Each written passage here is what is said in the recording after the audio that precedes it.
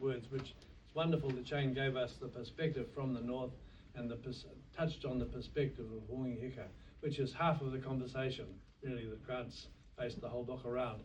The other half, of course, is with the missionaries, and I have some struggle with that, as some of us also have.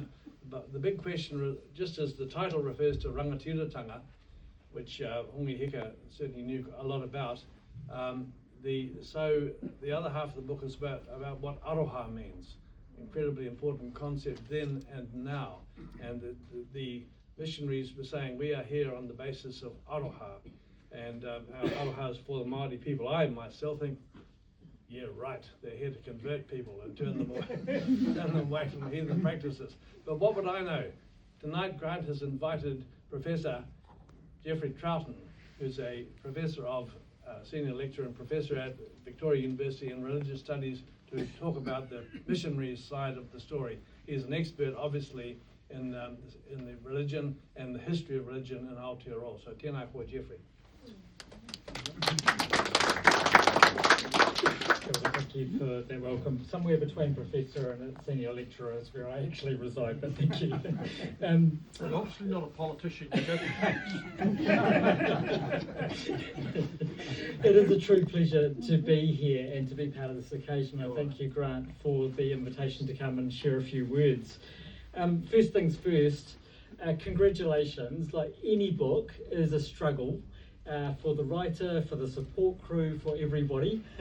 And giving birth to it is really an occasion for great celebration, and congratulations to you on it.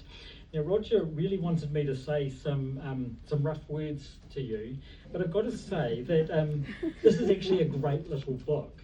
It is a wonderful subject, and Grant works with his material with real care and deftness and insight.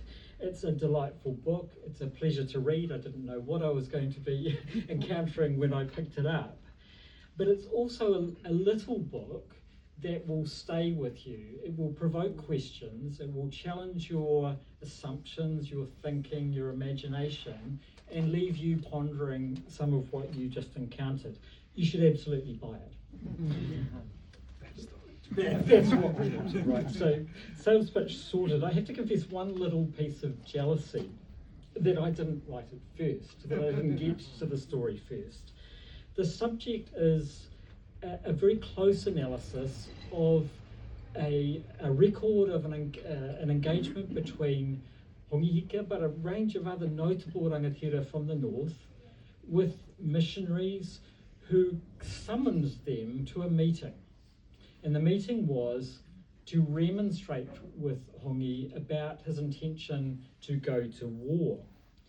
And so this is an encounter, 1825, that's taking place at the height of what we refer to often as the Musket Wars, before any recorded conversions to Christianity, during a period when the missions had been in absolute shambles, but were just coming out of their internal turmoil. So it's actually quite a famous little interaction, and as Henry Williams put it, an exceedingly interesting one.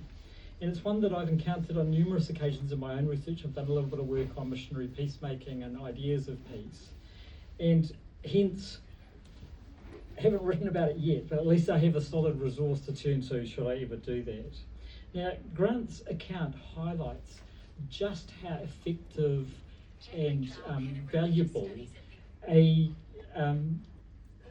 micro-history approach can be, or what might be called a fossil or artifact history, perhaps, in your terms. And part of the beauty of this book is that it wears a lot of reading and a lot of thinking very lightly, and it deals with the multiple contexts that are working out in this space very effectively indeed. There are actually, Shane, lots of big books on the missions and on this early period. And what this kind of approach does is highlights just what can be absorbed through that focus on a little encounter. It reminds me a lot of the language of middle ground that Richard White and Vincent O'Malley and various other scholars have talked about.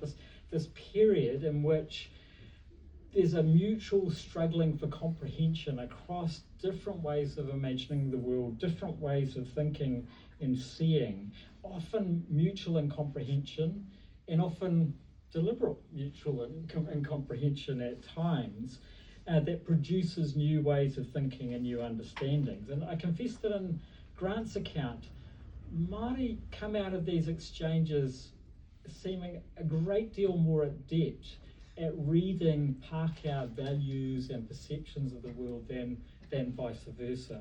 And yet this is not a book about being partial, and it's not a book about expedience or of misunderstanding. It's really a book about the possibilities of encounter. And so it is, as I said, a book that will leave you with lots to ponder. Part of that emerges because of Grant's skill as an expert listener, as somebody involved in change facilitation and a reader of communicative processes, and he brings that professional capacity to bear in trying to listen in on this conversation. But it does raise a bunch of questions, like to what extent was this encounter really a turning point? To what extent can we really access, through these fossilized words on a page, the intent and the emotion and the impact of these encounters? To what extent was there the kind of mutual comprehension that I think, Grant, you want to emphasise? Or was there really continuing miscomprehension? I think you can read the text in multiple ways, that both of these readings are possible. And one of my favourite little interchanges that you highlight, Grant, between missionary and Māori, the missionaries are busy emphasising to the rangatira that the Bible and encounter with the Word is the thing that lends authority to the great people of England. And the missionaries say, those that understand the book best in England are the greatest and most useful men. To which Hongi turns to his countrymen. The gentlemanship of the English is not altogether derived from their forefathers, but from their great learning. I just think that is such a gorgeous little encounter that is so full of possible different readings and miscomprehension, as well as great understanding. So it's a book that will leave you with lots of questions about these sorts of encounters and the meaning of this missionary exchange.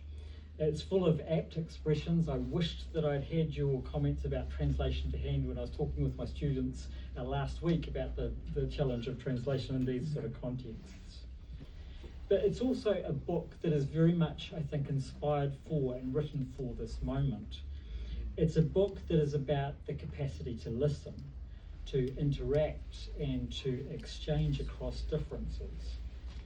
It's about genuine interactions grounded in goodwill and respect, the capacity to learn from one another, and perhaps even to change our minds in the process. And so for all of that, and for a delightful little book, congratulations and thanks so much. May it fare well. Thanks.